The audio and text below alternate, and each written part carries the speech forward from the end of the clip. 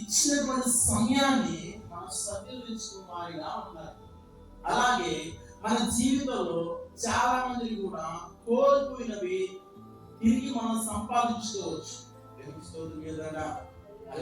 అలా మనం జ్ఞాపకం చేసుకుంటే తిరిగి బిడ్డారా, మరి మన జీవితం యొక్క కాలంలో కూడా ఇప్పుడు మనం ఇప్పుడు మిమ్మల్ని అడిగితే ఏమంటారు? అయ్యా, ఎన్నో సమస్యలు పొందామయ్యా, ఎన్నో ఇబ్బందులు పొందాము, కుమార్తె విషయంలో ఆర్థిక స్థితిని బట్టి, అప్పుడు సమస్యలు బట్టి, నానా విషయాల్లో కూడా ఎన్నో సమస్యలు పడి ఇబ్బందులు పడిదిగో దేవుడి కృపను బట్టి మేము ఇలా ఉన్నామని అంటారు. కాబట్టి ప్రియమైన దేవుని బిడ్డారా, మరొకసారి మనము కొన్ని విషయాలు మనం జ్ఞాపకం చేసుకుందాండి. కోల్పోయినవి తిరిగి మనం ఎలా పొందుకోవాలి? దేవుని స్తోత్రం. హల్లెలూయా. కోల్పోయినవి తిరిగి ఎలా పొందుకోవాలి? కోల్పోయినవి తిరిగి ఎలా సంపాదించుకోవాలి? మనం అసలు ఏం చేయాలి? మీరు అనొచ్చు, మేమేం కోల్పోయామయ్యా అని. తెలుసుకోవద్దు, అర్థమవుతున్నా? మీరు అనుకోవచ్చు, మేము ఏం కోల్పోయామని తిరిగి మేము అలా సంపాదించుకోవడానికి అని మీరు అనొచ్చుంటే, మొదటి ఉన్న భక్తి ఇప్పుడు ఉందా? తెలుసుకోవద్దు. మీరు దేవుని గుర్తెరిగారే, దేవుని మీరు ఎలా ప్రేమించారు, ఎలా పూర్ణ ఆత్మతో, పూర్ణ శక్తితో, పూర్ణ బలంతో దేవుని మొదట్లో మీరు దేవుని నమ్ముకున్న తర్వాత, దేవుని గుర్తెరిగిన తర్వాత, యవ్వన కాలం ముందు లేదా నువ్వు మారు మనసు పొందినప్పుడు లేదా దేవుని గుర్తెరిగినప్పుడు ఎలా ప్రేమించావు, ఎలా సమయాన్ని దేవునికి సమయం ఇచ్చావు, దేవుని సన్నిధికి ఎలా త్వరపడి వచ్చావు, మొదటి ఉన్నటువంటి భక్తి ఇప్పుడు ఉందా లేదా అని జ్ఞాపకం చేసుకోవాలి. తెలుస్తుంది కదా? హల్లెలూయా.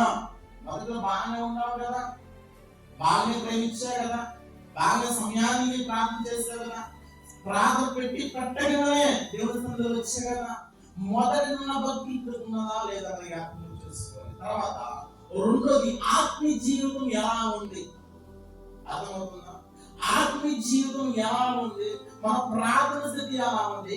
కుటుంబంలో మన స్థితి ఎలా ఉన్నది? మొదటి ఉన్న భక్తి రోజు మరి ఏం చేయాలి? తెలుసుకోవద్దు కదా. అవిశ్వాసకి విశ్వాసకి పొత్తు ఎక్కడ ఉందా? లోకానికి ఆ చీకటి వెలికి పొత్తుందా? దేవుడికి సాతానికి పొత్తు ఎక్కడుందా? ఒక అవిశ్వాసమైంది. అవిశ్వాస పొత్తు ఎందుకు నీకు? తెలుసుకోవద్దు కదా. తెగించే కదా, నిన్ను ఆయా సమయం దేవుడు కాపాడేనే కదా, నా కుటుంబం వేరు చేస్తాడనే కదా నువ్వు రక్షణ పొంది దేవుని తిరిగి అలా ఎందుకు చూస్తున్నావు? లోతు భార్య వాళ్ళు ఎందుకు వెనక చూస్తున్నావు? అలా ఆ దినాల్లో లోతు భార్య ఎందుకు చూస్తుంది? కాబట్టి అక్కడికక్కడికే ఉప్పు స్తంభం అయిపోయింది. మరి దేవుణ్ణి ఎరిగిన తర్వాత ఎన్నిసార్లు వెనుక చూడలేదు, ఎన్నిసార్లు దేవుణ్ణి దుఃఖపరచలేదు. నీ హృదయం గర్తించట్లేదా? పరిశోధించే దేవుడు మా దేవుడు. కూర్చున్న లేచిన ఆయనకి ఎరికై ఉంది, నువ్వు వెళ్తున్న మార్గం కోవ, నీ మాట ప్రతిది కూడా దేవుడు అలా రోజు లేక చెప్పేవారుగా. కాబట్టి మరి చాలా విషయాలు కూడా మనం కోల్పోయినవి ఎలా సంపాదించుకోవాలంటే, పరిశుద్ధ గ్రంథం మన ఒక వ్యక్తి కనపడతారు. ఎవరు? నష్టం కలిగిపోయారు, సమస్తం కోల్పోయారు. ఎవరమ్మా? తెలుస్తుంది కదా. అతను మన జీవితంలో వచ్చినటువంటి నష్టం ఎవరికి వచ్చిందా? అటువంటి స్థితి ఉందా మనకి? గమనించాలా? అటువంటి స్థితిలో ఉంచాడు దేవుడు, ఉంచలేండి. కానీ ఈ వ్యక్తి మాత్రము చూడండి ప్రేమినా జరిగి పెట్టారా? ఏం గ్రంథము?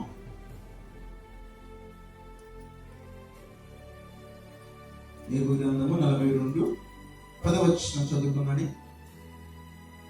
42:10.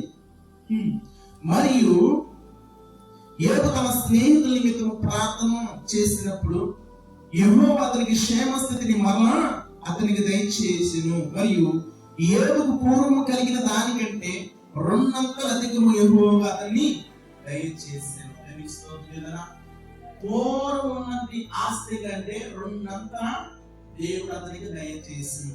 ఏది ఆస్తి అని మనం జ్ఞాపకం చేసుకుంటే, మొదటి అధ్యాయం ఏబు గ్రంథము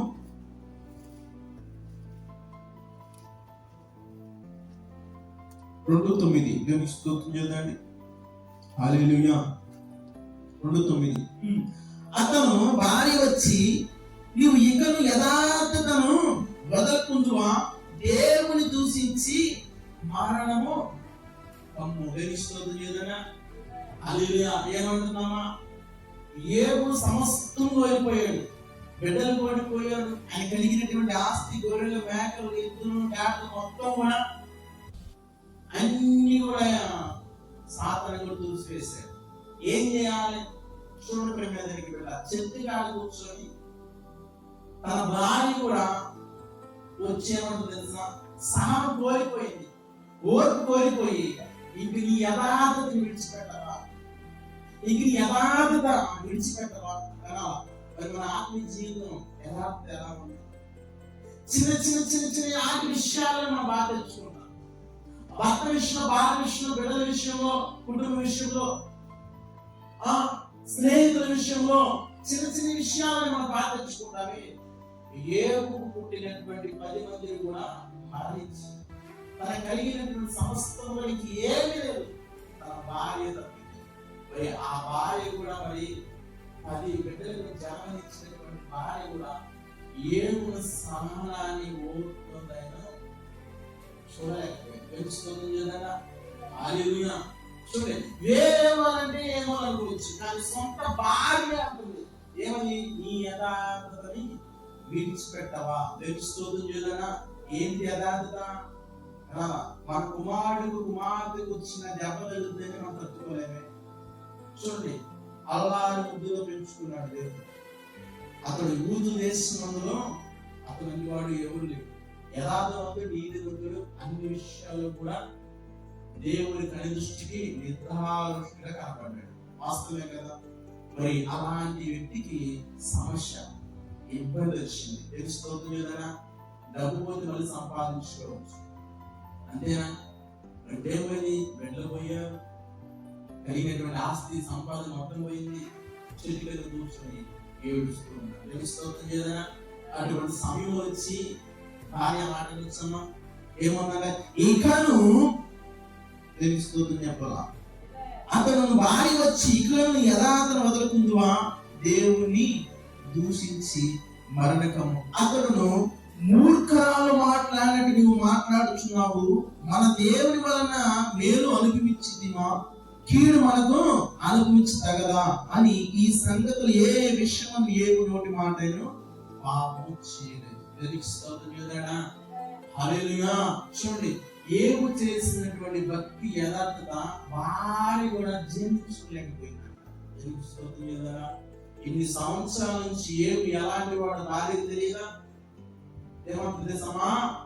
దేవుడు మనకి మేలు చేసినప్పుడు మేలు అనుభవించాం కదా, దేవుణ్ణి ఆరాధించి మహిమపరిచాం కదా, ఆనందంగా ఉన్నాం కదా.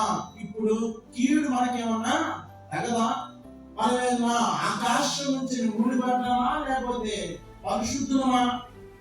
మానవులే కదా, మనకి సమస్యలు రావా, ఇబ్బందులు రావా, బలహీనతలు రావా, వ్యాధులు రావా?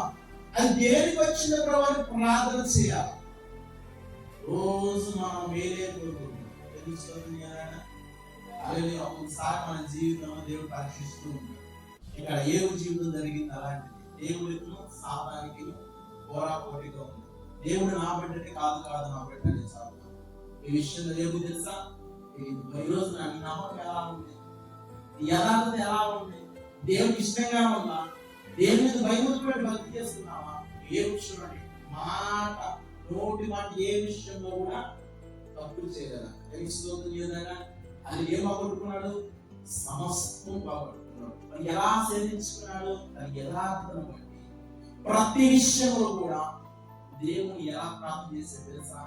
మన కుటుంబంలో మనం మేలు చేస్తేనే, మేలు చేస్తున్న దాన్ని బట్టి పాట ప్రార్థన పెట్టుకున్నాం. ఏం చేస్తుంది తెలుసా? శక్తి మీద కూర్చొని, అయ్యా ఒక్కొక్క వ్యక్తి వచ్చి ఒక మాట తిరుగుతున్నాడు, అయ్యా నీ కుమారుడు ఇంటి రోజు ఇదిగో సుడిగాల వచ్చి చనిపోయింది చెప్పి, ఇంకో వచ్చి ఇంకొక మాట, ఇలా 6 గంటల మొత్తం సమస్తం కోల్పోయిన తర్వాత ఆయన ఏం చేశారు తెలుసా?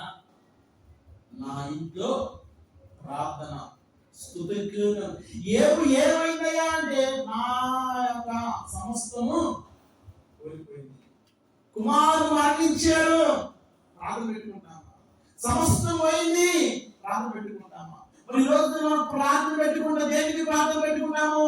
నా కుమారుడికి జాబ్ వచ్చిందను, నా కుమారుడికి జాబ్ వచ్చిందను, కుమార్తె పుట్టిందను, దేవుడు నా కుటుంబాన్ని దీవించి ఆశ్రయించాడని దాని నిమిత్తం మనం ప్రార్థన పెట్టుకుంటామే. కానీ కీడు నిమిత్తం మనం ప్రార్థన పెట్టుకున్నారా?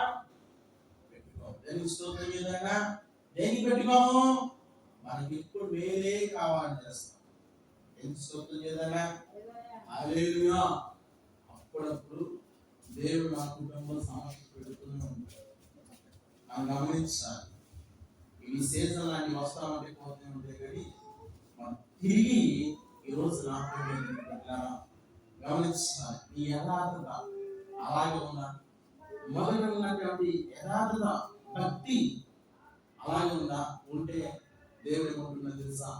ఏమి బాగుంటున్నది దానికి రెండంతలుగా ఆశ్రయించినట్టు ఈరోజు నన్ను ఏదైతే కోల్పోయావో, ఏ విషయంలో బాధ తెచ్చుకుంటున్నావో, ఏ విషయంలో మళ్ళా నేను అలా దేవుడిని సంబంధమై కనెక్ట్ అవ్వాలని ప్రార్థన చేయాలనుకుంటున్నావో, దేవుడు ఏమును ఆశ్రయించినట్టు నిన్ను కూడా ఆశ్రయించిన దేవుడు ఎదురు చూస్తూ ఉన్నాడు. తెలుస్తుంది కదా? సంపాదించుకున్నాడమ్మా? దేని బట్టి సంపాదించుకున్నాడు? యథార్థత. చాలా ఉన్నది ఉన్నట్టు మాట్లాడతాడు. తెలుస్తుంది కదా? మరి ఆ యథార్థం అనుకున్నా మొదట్లో ఉంది, రాను ఏమైంది? తెలుస్తుంది కదా? సేదైపోయింది. మరి ఈ యథార్థం మళ్ళీ మనం సంపాదించుకోవాలి. దేవుని కాడే సంపాదించుకున్నాం, అది ఎక్కడ దొరకదు. తెలుస్తుంది కదా? ఆ యథార్థం ఎలా సంపాదించుకోవాలంట? దేవుడు మాటలు ఒక్కొక్కటి మన హృదయాన్ని గుర్తుకుంటున్నప్పుడు, ఒక్కొక్క మాట దేవుడు మన హృదయాన్ని బద్దలు కొట్టినప్పుడు, మరి ఇక్కడ ఏం పోగొట్టుకున్నది, ఎలా సంపాదించుకున్నాడంటే, భార్య వచ్చి కూడా నీ యథార్థత విడిచిపెట్టాలా? మనమేమన్నా పరిశుద్ధులమా, లేదా ఆకాశం నుంచి ఊడిపడ్డామా? మేలు అనిపించాం కదా, కీడు కూడా అనుభవించలేమా అని ఆ నోటి మాట కూడా తెలుస్తుంది కదా?